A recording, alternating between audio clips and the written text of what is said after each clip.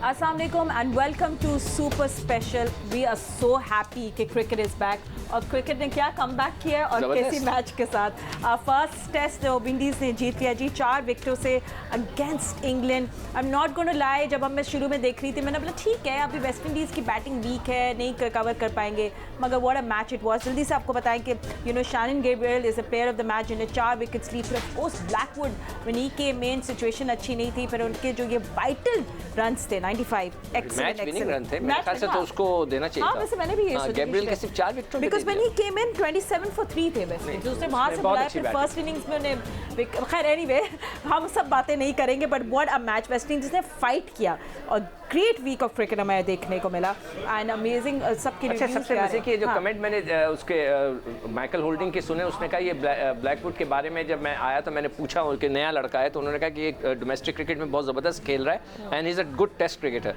तो आप देखें वो अपने डोमेस्टिक क्रिकेट से उठा के लाए, नए बच्चे को खिलाया और उसने प्रूव किया। तो हम लोग नहीं करते, हम डरते हैं। ठीक है, अच्छा सो द न्यूज़ इज़ कि हम लोग इस पे बात करेंगे और बहुत ज़्यादा बात करनी है हमें, क्योंकि क्योंकि हमारा भी अब इंग्लैंड के ख़िलाफ़ सीरीज़ शुरू होगी अगस्त में, बट ये हम लोग थोड़ा आगे जाके बात करेंगे, ठीक है। तो ये तो हमने डिसाइड कर लिया। जल्दी से आपको पैनल में इंट्रोड्यूस कर दूँ, मेरे साथ क्रिकेटर सिकंदर बात मुझे ज्वाइन किया है senior sports journalist Alia Rashid ने and senior sports journalist Abdul Majid Bhatti भी हमारे साथ है। Thank you so much for joining us. So ladies and gentleman, हम लोग इंग्लैंड और वेस्ट इंडीज़ की बात करेंगे आगे जाके। अब थोड़ा सा हम लोग बात कर लेते हैं भट्टी साहब, जो हमारा ये 2 रोज़ा इंटर स्क्वाड प्रैक्टिस मैच ख़त्म हो गया है, अब पाकिस्तान टीम डार्बी जाएगी। या फातिमा, तकरीबन कोई समझ लें कि 30 मिनट बाद पाकिस्तान की टीम 15 दिन गुस्सों में गुजारने के बाद उसमें क्वारंटाइन का जो पीरियड था वो भी गुजारा, इन्होंने प्रैक्टिस भी की, 2 प्रैक्टिस मैचेस भी खेले, तो अब डार्बी जाएगी।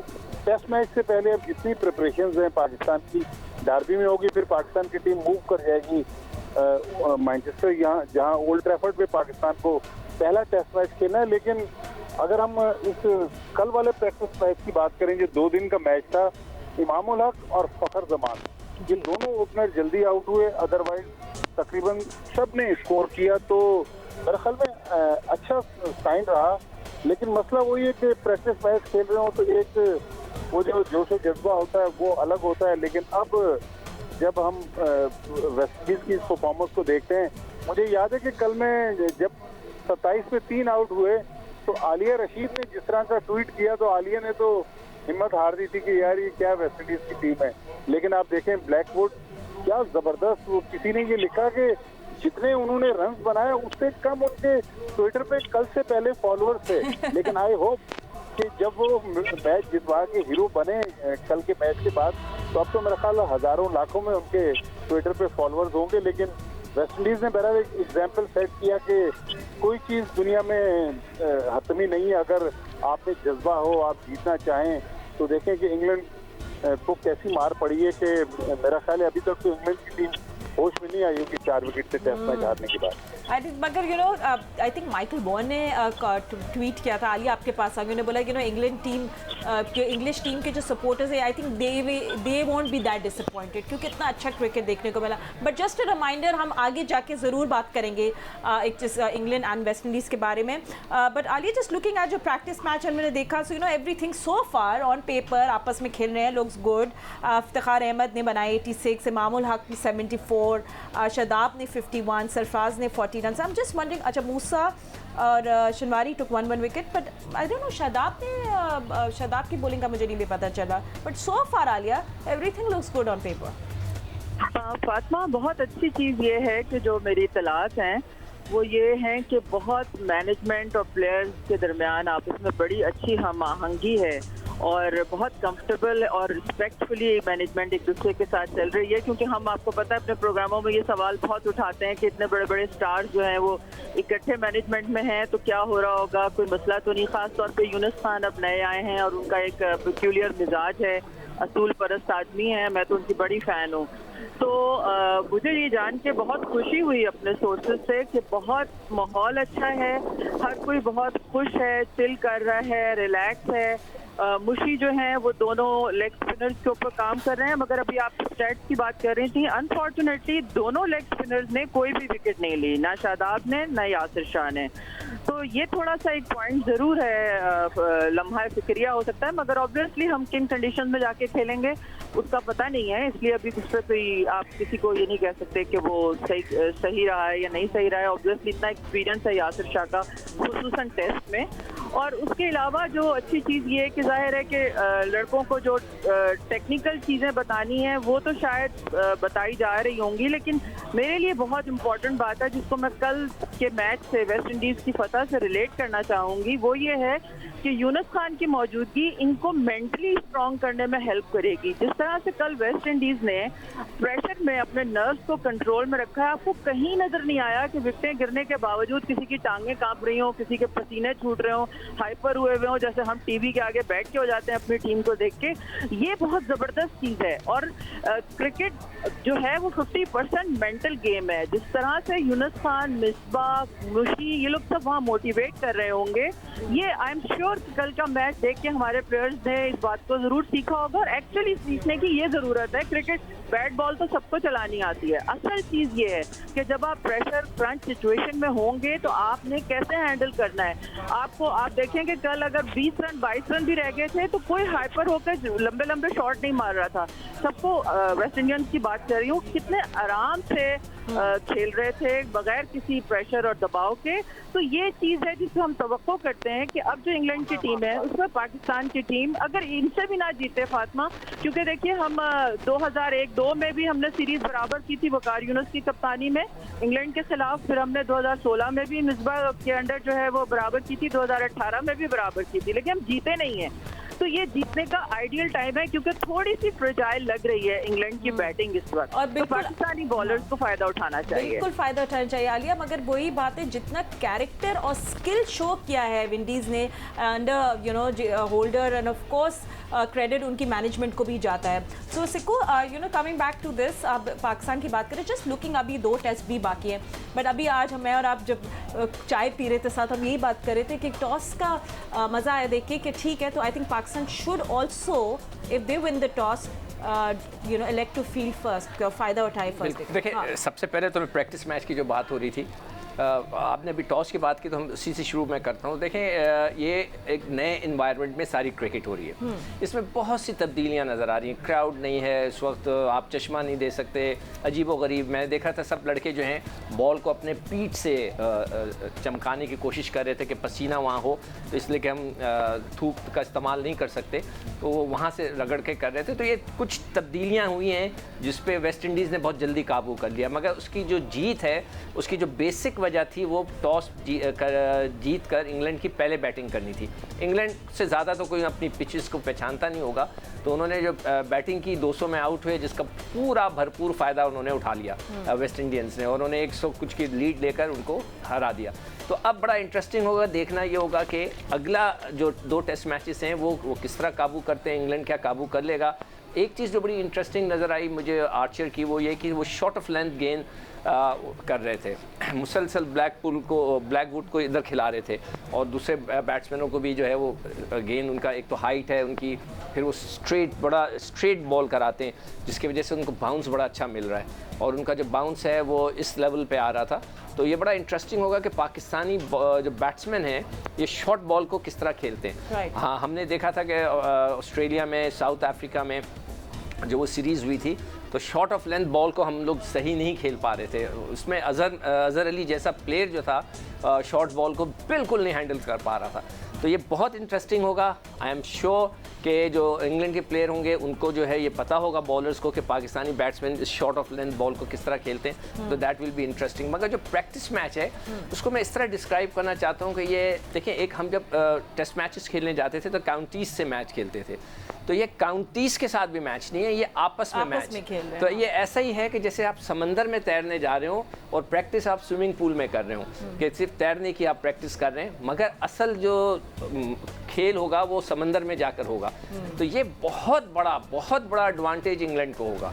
वो 3 टेस्ट मैच खेल के पूरी तरह तैयार होंगे, और बाय द टाइम हम भी हो जाएंगे बिल्कुल, और जब बाय द टाइम हम तैयार होंगे तो वो सीरीज खत्म हो रही होगी। बिल्कुल। और आपको पता है Twitter is a funny place, किसी ने लिखा था उतना खुश नहीं हो पाकिस्तानी, और जब तक हमारी बारी आएगी था इंग्लैंड कम बैक कर चुका होगा and they will be eight their best, but it will be good cricket watch. अच्छा, तो वैसे हम लोग इस बात की भी ब्रेक ले रहे हैं क्योंकि भट्टी साहब हमारे साथ ही हैं फर्स्ट ब्रेक में, तो उनसे ये पूछ लेते हैं। भट्टी साहब, यू नो सब आप पूछ रहे हैं कि क्योंकि अब सलीम मलिक का जो केस फ्लैट होता हुआ दिख रहा है, यू नो ट्रांसक्रिप्ट का जवाब नहीं देंगे, नहीं दे रहे, चुप हो गए हैं। उन्हें बोला कि भाई पीसीबी ने मुझे जैसे कि गन पॉइंट पे रख के साइन करवा दिया कि भाई तुम अभी साइन कर लो फिर तुम्हें बचा लेंगे, तो बचाया फंसाया, क्या हो रहा है ये सलीम मलिक के केस में, थोड़ा हमें अपडेट दें।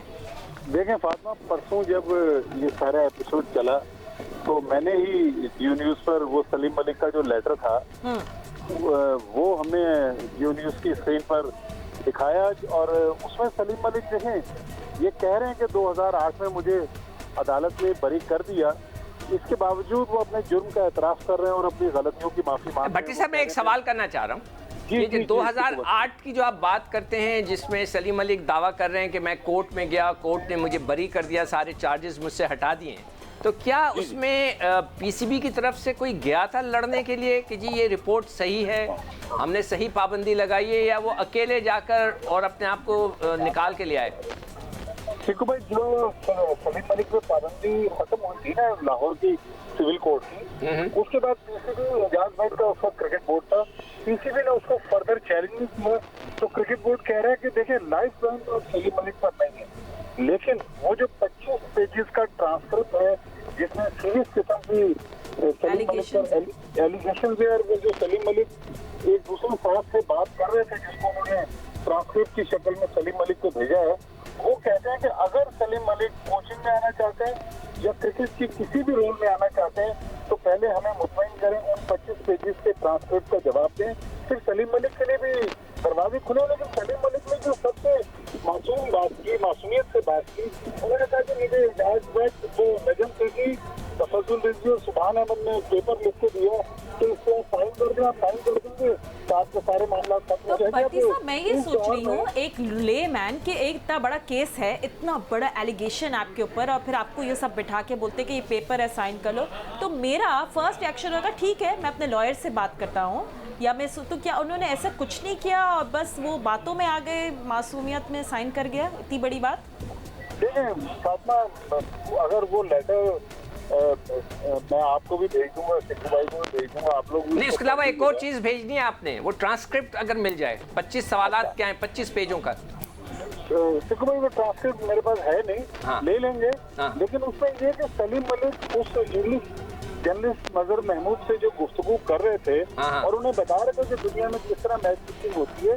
देखिए शाहजेब खानजादा ने भी अपने प्रोग्राम में उस पर जो सेगमेंट किया था उसमें इंग्लैंड के बड़े मशहूर जर्नलिस्ट हैं शील बेरी, उनकी टेलीग्राफ अखबार में स्टोरी छपी हुई है जिसमें शील बेरी भी कई बातें बता रहे हैं, बड़ी सीरियस किस्म के इल्जाम आते हैं, तो उन सवालों का जवाब देना।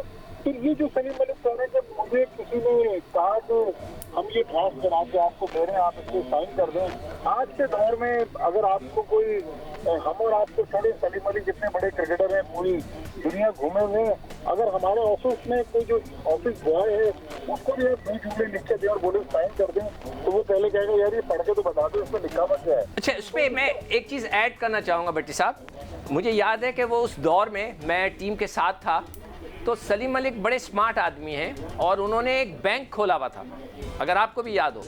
यहाँ कोऑपरेटिव बैंक था, हाँ, एक कोऑपरेटिव जिसको मशहूर सियासतदान थे उनके बेटों के साथ। हाँ, अच्छा, अब वो जो बैंक था वो उसके अंदर आप लाख रुपया जमा करो तो 3 लाख 3,000 4,000 महीने में आपको मिलते थे। इस किस्म का जो बैंक जो पिछले दिनों जो स्कैम चले हुए थे, हमने देखा था कि किसी का मर्डर भी हुआ है इसी सिलसिले में, तो मैंने भी अपने ट्वीट में यही लिखा था कि भाई क्या वो इतने नाइव हैं कि एक आदमी जा रहा है क्रिकेट बोर्ड के पास और वो क्रिकेट बोर्ड उनको ख़त लिख के दे रहा है कि बेटा इस पर साइन कर दो, और उन्होंने अपने वकील से कंसल्ट नहीं किया, बग़ैर देखे, बग़ैर सोचे, बग़ैर समझे उन्होंने साइन कर दिए, और अब वो क्लेम कर रहे हैं कि ये तो एक अजीब सी बात है। उनको वैसे तो वो बहुत स्मार्ट आदमी है, बहुत स्मार्ट आदमी है सल्लू भाई, अपने सल्लू भाई कह रहे सिद्धू भाई, कि अगर सलीम मलिक से आप बात करें और उनसे मिले और जिस तरह की वो गुफ्तगू करते हैं तो आपको बातों में ही उड़ा देते हैं। और लेकिन जब वो ये बात कहते हैं कि मैंने एहतशामुद्दीन के लिए एक बेनिफिट मैच कराने की कोशिश की क्रिकेट बोर्ड ने।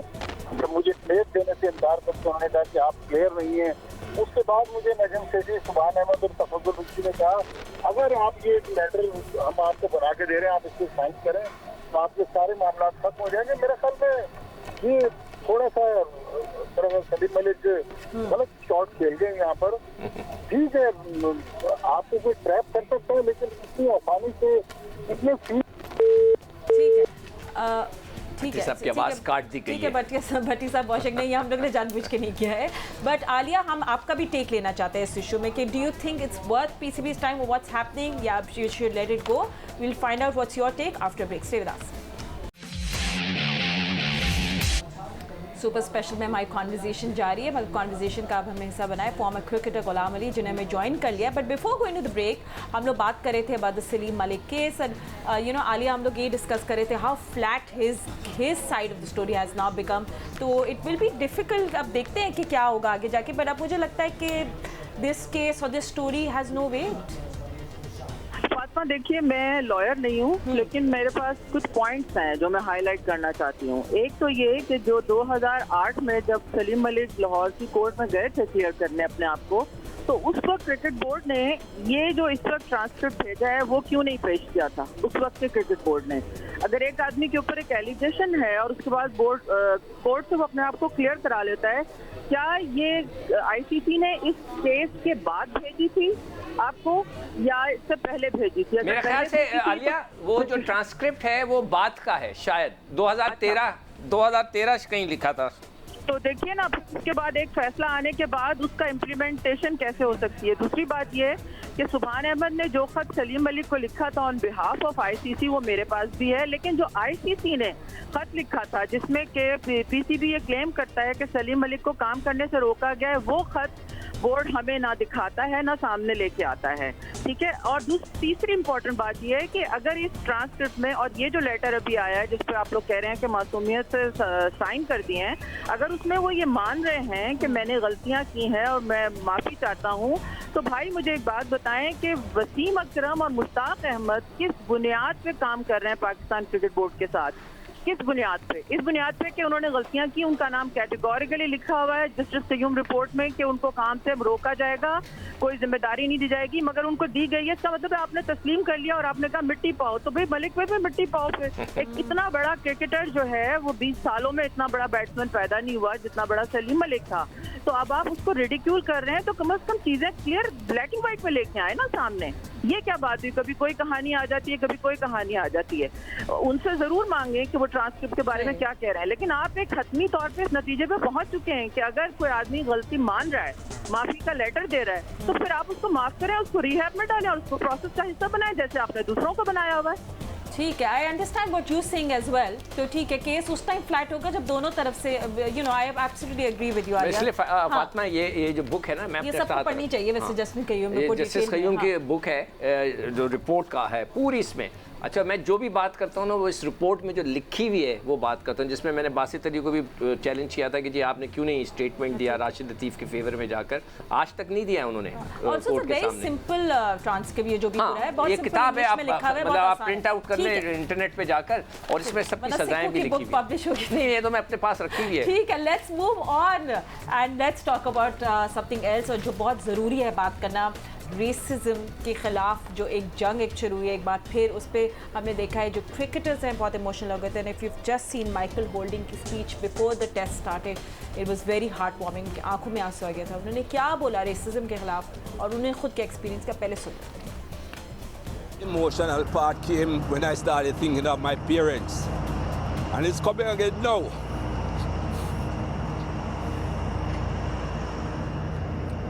Mark, I know what my parents went through.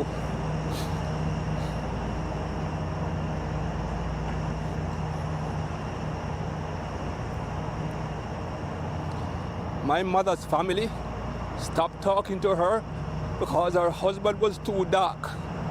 I know what they went through, and that came back to me immediately.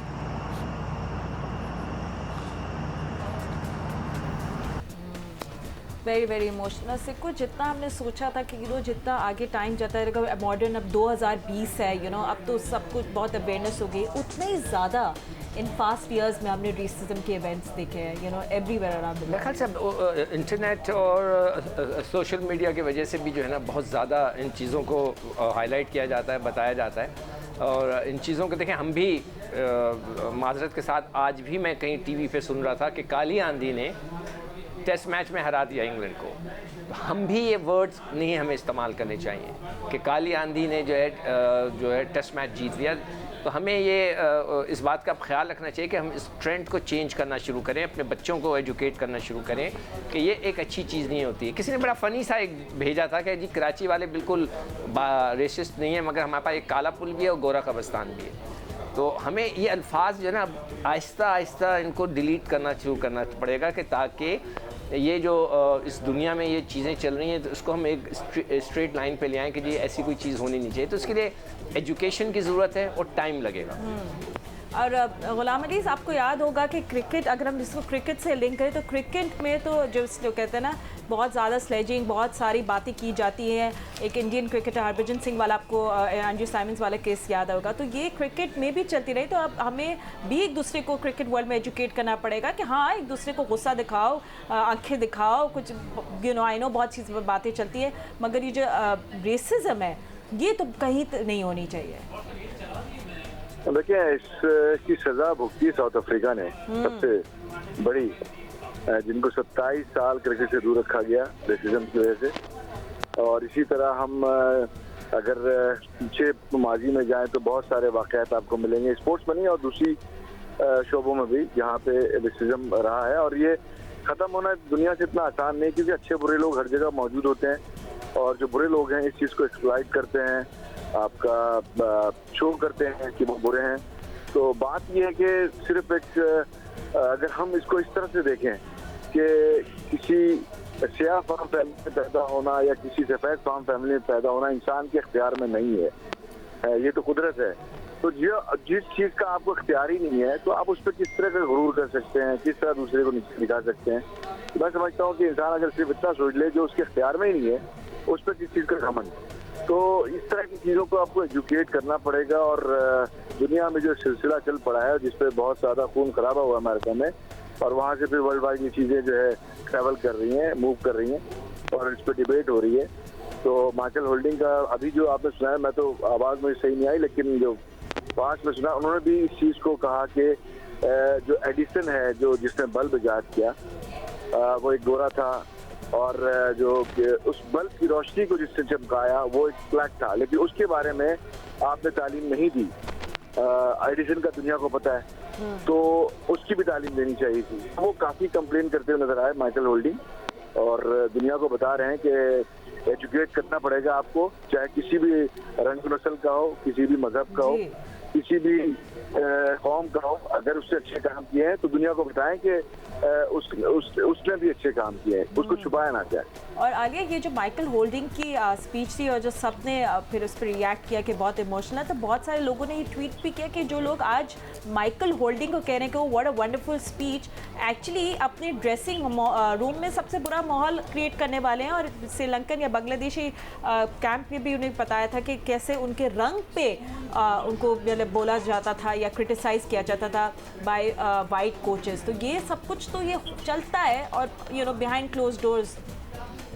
जी बिल्कुल, ये चल रहा है और बहुत ही अफसोसनाक है। लेकिन ये जो ब्लैक लाइव्स मैटर है, ये दुनिया भर में एक फातिमा कुव्वत बनकर आवाज़ उभर रही है। उभरना भी चाहिए, क्योंकि आप देखें इस रूए अर्ज़ से पैदा होने वाले किसी इंसान को आप उसकी रंगत की बुनियाद पर उससे मोहब्बत करने का हक नहीं छीन सकते। आप उसको नफरत नहीं कर सकते कि आप गोरे हैं, काले हैं, सांवले हैं, व्हाटएवर। लेकिन बदकिस्मती ये है कि हम बातें तो बहुत करते हैं, मगर मेरा ख्याल है हम खुद बहुत बड़े मुनाफिक हैं, वरना गोरा रंग करने वाली क्रीमें इतनी पॉपुलर ना होती हमारे मुल्क में। और दूसरी बात यह है कि जो जितनी ताकत से माइकल होल्डिंग ने जितने इमोशंस के साथ इस सब्जेक्ट पर बात की है, मेरा ख्याल है मैं ब्रॉडकास्टर्स को भी बहुत दाद देती हूँ कि उन्होंने उनको ये मौका दिया और ये बहुत ही इम्पोर्टेंट मैसेज उन्होंने अक्रॉस द वर्ल्ड दिया कि बारिश के बाद उस टाइम को अच्छे तरीके से कीमती सब्जेक्ट पर बात हुई। और जिस तरह से क्वेश्चन उठाए माइकल होल्डिंग ने कि आप एक पिक्चर परफेक्ट इंसान बनाने की कोशिश करते हैं, लेकिन अपने हिसाब से। आपको पता है उन्होंने जीसस हज़रत ईसा अलैहिस्सलाम की जो क्राफ्ट तशबीह है उस पर भी उन्होंने कहा है कि वो पेल फेस, ब्राउन बाल और नीली आंखें हैं। वो सवाल करते हैं कि ये कैसे हो सकता है। तो ये सारी चीज़ें ऐसी हैं कि ब्लैक मैन जो है वो बैड मैन नहीं है, और ये काबिल मुजम्मत है फातिमा, जिसके ऊपर ये गुजरती है ना उसको पता चलता है। हम दुनिया भर में ट्रैवल करते हैं तो हम देखते हैं कि एजुकेशन में ये लोग पीछे रह गए हैं, कूड़ा उठा रहे हैं, पढ़ाई नहीं कर रहे हैं, हर बुरे कामों में, लड़ाई झगड़े में, ये सब चीज़ें। तो इसलिए जो माइकल होल्डिंग ने एजुकेशन पर जोर दिया है ये बहुत इंपॉर्टेंट है इस लिहाज से भी कि ब्रेन वॉशिंग जो दुनिया की हो रही है, माइकल होल्डिंग ने रेज किया ये पॉइंट कि ये ब्रेन वॉशिंग होती है कि आप ये दिमागों में बिठा देते हैं कि ये आदमी काला है तो ये बुरा होगा या ये नीच होगा, या इसकी ज़ात कम है या ये काबिल इज्जत नहीं है। तो ये वो चीज़ें हैं जिसमें हमें स्पोर्ट्स में ख़ास तौर पे, क्योंकि स्पोर्ट्स देखिए स्पोर्ट्स बॉन्डिंग का जरिया है, स्पोर्ट्स इज्जत और बराबरी सिखाता है। तो इस हवाले से, लेकिन ये भी मैं फातिमा इंटरेस्टिंग आपको बताऊं कि ऑस्ट्रेलियंस जो हैं वो बड़े रैशिस थे और किक अ पाकी उन्होंने स्लोगन इस्तेमाल किया हमारे खिलाफ। और 1956 में पेशावर में हमारे एक अंपायर जो थे इदरीस बेग, उनको इंग्लिश टीम ने बमा कप्तान के पानी में जाके डुबो दिया था उनको मुंह जाके। यानी ये खुद भी बड़े रेशिस्ट हैं ये गोरे, इसमें कोई शक नहीं है। तो ये सारी चीज़ें जो हैं वो बल्कि मैं मोइन अली का स्टेटमेंट पढ़ रही थी, उन्होंने कहा कि मैं हैरान रह गया कि मैच के दौरान एक आदमी ने मुझे उसामा कह के पुकारा, उसामा बिन लादेन के हवाले से। तो ये सारी चीज़ें ऐसी हैं कि जिनको बहुत ज़रूरी है कि लोगों को इस चीज़ को रियलाइज कराया जाए कि दूसरे आदमी को तकलीफ होती है और हमें ये हक नहीं है कि हम किसी पर तजलील करें। एब्सोल्युटली, और स्पेशली एशियंस को भी ये फेस करना पड़ता है इंग्लैंड में भी। और यू नो, तो this is just not just black people but Asians also faces, Asians को भी और गोरे एशियंस को भी बहुत ज़्यादा कहते हैं, जैसे आपने स्लर बताया जो पाकिस्तानियों के लिए यूज़ करते हैं। और फिर वैसे अब मुझे वो फ्री पैलेस्टाइन वाला भी याद आ गया जो उन्हें उठवाया था, but that's a long topic. मगर अब गुलाम अली, अब आपके पास दोबारा आएंगे, थोड़ा सा बात कर लेते हैं जो ब्रॉडकास्टर्स की आलिया बात करी थी। वैसे कूडोज टू देम, अच्छा सब कुछ हो गया, बायो सिक्योर एनवायरनमेंट जो हम सोच रहे थे, ऑडियंस के बगैर, फैंस के बगैर, पर वो नकली तालियां सीटियां, तो इनको क्रेडिट तो जाता है कि बड़ा ज़बरदस्त उन्हें शो पुट अप किया। देखिए, एक्चुअली अगर आप देखें तो माइकल होल्डिंग ने क्या कहना था यहाँ पे, ये जरूर मैं मार्जिन दूंगा कि ब्रॉडकास्टर को ये तो नहीं पता था वो उन्होंने क्या बोलना है। अच्छा, वो चीज चल रही थी गालिबन उस वक्त लाइव, तो वो चीजें इस तरह निकल गई, ठीक है ना, दुनिया में एक चर्चा हो गया इसका। लेकिन जो मैं समझता हूँ कि इस चीज को कम करने के लिए, खत्म करने के लिए जो इंग्लिश क्रिकेट बोर्ड ने या वेस्ट इंडीज क्रिकेट बोर्ड ने और जो लोगों ने कोशिशें की हैं, मैं समझता हूँ काबिल तारीफ है। और दुनिया को इस तरह आगे बढ़ना पड़ेगा, क्योंकि नफरत पे कोई हल नहीं है किसी भी चीज का। तो कई गोल्स तो यकीनन, अगर आप, मैं इंग्लैंड काफी रहा हूँ, कई साल रहा हूँ वहाँ पे, 14-15 साल, मैंने देखा है कि वो चीज़ों को दबाते नहीं है बहुत ज़्यादा, और बोलने का हक देते हैं, राइट देते हैं। सबसे ज़्यादा अगर राइट देखें तो वहाँ दी जाती हैं। तो इस हवाले से अगर आप माइकल होल्डिंग को देखें तो वो एक काउंटी के मेरे ख्याल है चेयरमैन भी हैं, डार्बी काउंटी के, if I am not mistaken, और उनका क़याम मेरे ख्याल इंग्लैंड में ही होता है, जहाँ पे जाहिर सी बात है गोरों का मुल्क है, उनका ताल्लुक वेस्ट इंडीज से था, तो गोरों ने भी उनको एक्सेप्ट किया वहाँ पे। उनकी जो भी थी वो लेजेंड थे, तो एक्सेप्ट किया। ऐसा नहीं कि हर गोरा बुरा है या मतलब दूसरे रंग वाला जो है वो अच्छा है और बुरा है। तो दुनिया में हर तरह के लोग होते हैं। अब इस चीज को आपने कम कैसे करना है, अवॉइड कैसे करना है कि बात आगे ना बढ़े, तो इस चीज को जरूर जो है देखना पड़ता है कि आप इस फेज से कैसे निकलते हैं। वरना तो फिर ऐसी होता है कि जिस तरह पुलिस वालों ने किया वहाँ पे अमेरिका में, और वो चीज हाईलाइट हुई और उसके बाद एक तूफान बरपा हुआ, तो वहाँ की अगर गवर्नमेंट चाहती तो मैं समझता था कि उसको टैकल कर सकती थी, उसको खत्म कर सकती थी, लेकिन गवर्नमेंट ने उसको हैंडल नहीं किया सही, जिसकी वजह से दुनिया भर में चीजें जो है बहुत ज़्यादा फैली। And I also feel you know before I let you go कि स्पोर्ट्स एक बहुत इंपॉर्टेंट टूल है और जिसको यूज़ किया जाता है जो जा सकता है टू एंड रेसिज्म। बहुत बहुत ज़रूरी है, क्योंकि जब यूनिटी होती है जो स्पोर्ट्स में, वो किसी और चीज़ में आजकल नहीं है। But anyway, will take a short break right now. आलियन से कहते हैं you stay with us. Ghulam Ali, बहुत शुक्रिया आपने हमें ज्वाइन किया और अपने कमेंट्स दिए। पर आफ्टर द ब्रेक हम आपको ये बताएंगे कि डिपार्टमेंटल क्रिकेट के खात्मे के बाद जो हम सोच रहे थे कि क्या होगा प्लेयर्स के साथ, अब क्या हो रहा है, कहानियाँ सामने आ रही है। Will discuss that with you. Stay with अस। ठीक है, ब्रेक पे जाने से पहले सिकंदर भी डिस्कसिंग अबाउट कैसे डिपार्टमेंटल क्रिकेट खात्मे के बाद कुछ स्टोरीज जो हमें डर था कि आएंगी, अनएम्प्लॉयमेंट तो वैसी है, तो अब ये जो क्रिकेटर्स हैं या कोचेज़ हैं इनकी क्या हालत है, जो हमने स्टोरीज देखी हैं कि कोई मतलब डिलीवरी कर रहे हैं पिज़्ज़ा खाने वाले की। फातिमा इसमें एक चीज़ मैं ऐड कर दूँ कि कोई डिलीवरी करना, पिज़्ज़ा बेचना, टैक्सी चलाना बुरी बात नहीं है, मगर एक शख्स की अगर अच्छी खासी नौकरी हो और आप एक नया सिस्टम लाकर उसको ख़त्म कर दें तो वो एक हिट करती है। तो ये जो स्टोरी है हम आपको ये नहीं बता रहे कि किसी को टैक्सी चलानी पड़ी है या कोई पूरी बुरी दुनिया बात में नहीं लोग है। करते हैं तो हमारे यहाँ इसको, मगर ये कि एक बंदा जिसका करियर ही क्रिकेट था and he was supposed to do cricket and play cricket all his life, उसके लिए ये थोड़ा ऐसी बात है। इमरान खट्टक जो है वो कोच है, उन्हें लेवल 2 का कोर्स भी किया हुआ था लाहौर में। अब वो क्या कर रहे हैं, पहले उनकी स्टोरी सुन लेते हैं, फिर आलिया और सिकंदर से हम उनसे उनका टेक लेंगे। इमरान खट्टक ने पीसीबी लेवल 1 कोचिंग कोर्स के बाद लेवल 2 क्रिकेट कोचिंग कोर्स भी किया। वो 10 बरस से कोचिंग के शोबे से वाबस्ता हैं। मॉडल टाउन की एक एकेडमी के अलावा एक कंपनी के साथ भी वाबस्ता रहे। सलमान बट, वहाब रियाज और एजाज चीमा जैसे टेस्ट क्रिकेटर्स के साथ एकेडमी में काम किया। मार्च में कोरोना वायरस की वजह से खेलों की सरगर्मियां क्या बंद हुई, इमरान खट्टक का रोजगार भी बंद हो गया और फिर उन्होंने टैक्सी चलाना शुरू कर दी। एसी वाली गाड़ी है। इमरान खट्टक कहते हैं कि ज़िंदगी का निज़ाम अच्छा चल रहा था। पहले कंपनी की टीम और एकेडमी की सरगर्मियां ख़त्म हुई और फिर घर चलाने के लिए अपनी ज़ाती गाड़ी को टैक्सी बना लिया। मैंने अपनी गाड़ी पे टैक्सी चलाना शुरू कर दी और यहाँ से सवारियाँ वगैरह लेके जाता हूँ और अपने घर का दाल दलिया चला रहा हूँ। बहुत सारे प्लेयर दिए पाकिस्तान को, बहुत सारे पाकिस्तानी प्लेयरों के साथ काम किया, वहाब रियाज, सलमान बट, एजाज चीमा। इमरान खट्टक का कहना है कि इंग्लैंड में क्रिकेट की सरगर्मियां शुरू हो सकती हैं तो पाकिस्तान में भी एसओपीज के साथ सरगर्मियां शुरू हो सकती हैं ताकि लोग अपने प्रोफेशन की तरफ वापस आ सकें। अगर इंग्लैंड में जाकर पाकिस्तान एसओपीज के तहत खेल सकता है और वेस्ट इंडीज़ इंग्लैंड में जाकर खेल सकता है तो यहाँ पे उसी एसओपीज के साथ ही खेला जा सकता है। कोच इमरान खट्टक का कहना है कि प्रोफेशनल कोचेस के लिए एक पॉलिसी बनाने की ज़रूरत है ताकि उन्हें तालीमी इदारों में कोचिंग मिल सके। डोमेस्टिक को डिपार्टमेंटल क्रिकेट बहाल होनी चाहिए ताकि सैकड़ों अफराद का रोज़गार शुरू हो।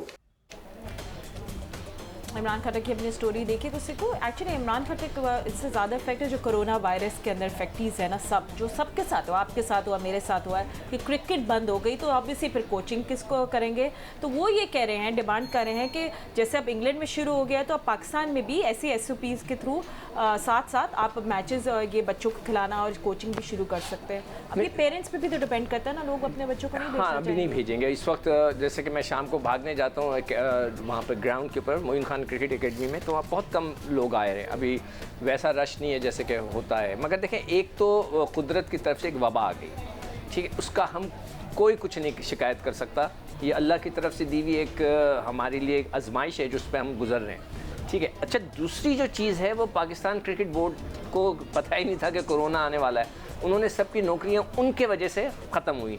जब उनके वजह से ख़त्म हुई तो लड़कों के एक सिस्टम चल रहा था। देखें, सिस्टम हो सकता ख़राब हो लोगों के नज़रों में, और मगर अगर कोई एक सिस्टम चल रहा हो और लोगों की रोज़ी लगी हुई तो उसको एकदम से नहीं गिरा देते, आप उसको आराम से लेके चलते। मेरे ख्याल से जो नए पाकिस्तान का जो सबसे बड़ा मसला यही है कि हमने हर काम उसी वक्त करने की कोशिश की जिसके वजह से वो फायर बैक किया है। वो कई चीज़ें बहुत अच्छी हैं कि जो होनी चाहिए, मगर एकदम से करने के बजाय उसको स्लोली और ग्रेजुअली लेके जाएं। थोड़ा सा बिजनेस में भी मैं बात कर सकता हूँ, दूसरी चीज़ों में भी। तो ये जो गलती थी क्रिकेट बोर्ड की, इससे पहले हमने इर्तिज़ा साहब का दिखाया था, खालिद इर्तिज़ा, जिनका 31 साल वर्ल्ड रिकॉर्ड था, पाकिस्तान का नाम 31 साल वर्ल्ड रिकॉर्ड में चल रहा था, उनके वजह से आज वो भी जॉबलेस हो गए हैं, इसलिए कि क्रिकेटर्स को हटा दिया गया, इसलिए कि क्रिकेट की टीमें जो है नेशनल चैम्पियनशिप नहीं खेल रही, तो सारे क्रिकेटर्स को नौकरियां ख़त्म कर दी। उनके मेडिकल थे, उनका थोड़ा बहुत कन्वेंस अलाउंस मिलता था, सब ख़त्म हो गया। तो अब उनकी ज़िम्मेदारी कौन लेगा? हमने एक इंटरव्यू सुना जिसमें अपने वसीम साहब कह रहे थे कि जी उसमें जो डिपार्टमेंट है उन्होंने क्या किया और वो ओवर एज प्लेयर्स को खिलाते। उस पर भी मैंने उनको बताया कि जी 40 लड़कों की लिस्ट में 18 लड़के आपके 35 साल वाले हैं, तो फिर तो ये तो सिलसिला आपने ख़राब किया। Not a valid reason, हाँ, बिल्कुल नहीं है। और खैर देखते हैं अभी आगे जाके क्या होता है। नहीं, आलिया से मैं एक चीज़ ज़रूर पूछना चाहूँगा। आलिया, आप इस्लामाबाद में रहती हैं, ये ज़रूर पता लगाइएगा अगर आपके रिसोर्सेज हैं कि क्या मिसबाह उल हक अभी तक SNGPL के लिए काम कर रहे हैं, क्या उनको वहाँ से सैलरी मिलती है, क्या दूसरे लड़कों के साथ उनको भी हटाया गया है या उनको रखा गया है? ये ज़रूर ज़रा पता लगा के बताइएगा। ठीक है, बिल्कुल मैं पूरी कोशिश करके पता करके अच्छा बताऊंगी। ठीक है आलिया, ऑन दिस इशू अब तो मुझे लगता है कि इसके लिए देखिए हम हर चीज़ पीसीबी को भी नहीं बोल सकते ना, the government also needs to step in and make sure कि जो ऐसे कोचेज़ हैं या ये जो कई स्पोर्ट्स खेलते हैं जिनके रोज़ी रोटी ये थी कि उनके लिए अब आपने क्या प्लानिंग करनी है, थोड़ा सा तस्वीर तो दिखानी पड़ेगी कि भाई आपके लिए प्लान है, कुछ टाइम में ये हो जाएगा या वो हो जाएगा। ये लोग तो अंधेरे में बैठे हुए हैं, तो ये तो बहुत सारी स्टोरीज सामने आती रहेंगी। बिल्कुल, एक्चुअली सिकंदर ने बहुत अच्छा समअप किया है कि हम लोग हर चीज़ जल्दी जल्दी करने की चक्कर में उसको लपेट रहे हैं। उस लपेटने के सिस्टम में जो लोगों का नुकसान हो रहा है, जिसमें सबसे ज़्यादा ये जॉब वाली बात थी और प्रेजेंट क्रिकेट बोर्ड का ये प्रॉमिस था कि ये कोई भी आदमी जो है वो जॉबलेस नहीं होगा, क्योंकि इनके नए दूसरे रोल्स जो हैं वो डिफाइन कर दिए गए हैं। कोई कोचेस बनेंगे, कोई कुछ और बनेंगे, क्योंकि 100 चीज़ें होती हैं जो कि क्रिकेट से रिलेटेड हैं। तो अभी तक एक्चुअली वो शायद ब्लूप्रिंट सामने नहीं आया है, इसलिए ये कोशिश इनकी ये होनी चाहिए कि लोगों को यहाँ तक तो ना पहुँचें कि वो बेचारे टैक्सियाँ चलाएं और अपना घर ना चलाने पर मजबूर हों। मैंने पिछले प्रोग्राम में अर्ज किया था कि कुछ बाकायदा ऐसे क्रिकेटर्स जो नेशनल टीम में खेल चुके हैं और इस वक्त टीम का हिस्सा नहीं है, वो संजीदगी से क्रिकेट छोड़ने का सोच रहे हैं, क्योंकि वो कहते हैं कि 50-45 हज़ार में हमारा घर नहीं चलता। ऊपर से अभी जाहिर है डोमेस्टिक क्रिकेट जो है वो अब होगी, दोबारा आप इन्वेस्ट कर रहे हैं, 1-1.5 अरब रुपया, स्पॉन्सर्स आपको नहीं मिल रहे। थोड़ी सी कोरोना का भी डेफिनेटली ये एक इशू है स्पॉन्सरशिप के सिलसिले में, मगर इससे पहले भी डोमेस्टिक क्रिकेट में स्पॉन्सरशिप नहीं आया। तो जिन लोगों को आपने इतने हैवी सैलरीज पे रखा है, खुदा के लिए उनको थोड़ा मोटिवेट करें, क्योंकि अगर लाहौर कलंदर जैसी, मैं कहती हूँ कि एक छोटा सा ब्रांड बना सकता है अपने उसको, तो ये क्रिकेट बोर्ड इतना बड़ा और जिसमें इतने एक्सपीरियंस लोग बैठे हैं, ये क्यों नहीं कर सकते? तो ये सारी चीजें ऐसी हैं जिनके ऊपर गौर इनको करना चाहिए और करना पड़ेगा। And just not cricket, you know, सिक्को उस दिन हम देख रहे थे, मोहम्मद आसिफ जो हमारे स्नूकर वर्ल्ड चैंपियन है, उन्होंने तक वीडियो में बोला है कि मैं स्नूकर छोड़ने का सोच रहा हूँ। इसलिए कि देखिए वो वर्ल्ड चैंपियन, वो जो वर्ल्ड चैंपियन बनकर आया था, वादे हुए कि हम इतने पैसे देंगे, लोग एक तो वादे कर लेते, किसी ने कुछ करके नहीं दिया। Stories, but anyway, Alia, thank you so much for joining us. Sikko, thank you so much for always being there. I'm good, हम social distancing भी maintain कर रहे हैं, but that's it for Super Special। मज़ीद sports news के लिए देखते रहिए जियो सुपर।